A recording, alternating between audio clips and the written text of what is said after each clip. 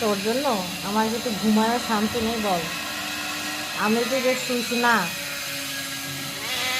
আবার বলে না, আমি কিন্তু ঘুমাইতে পারবো না। হ্যাঁ, না না, তাহলে তুই একা একা ঘুমাবি? হুম, বল, তুই একা একা ঘুমাবি?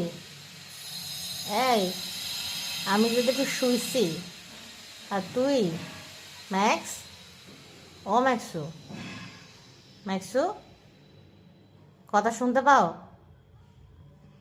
তা তুমি নাক ডাকতেছো কেন?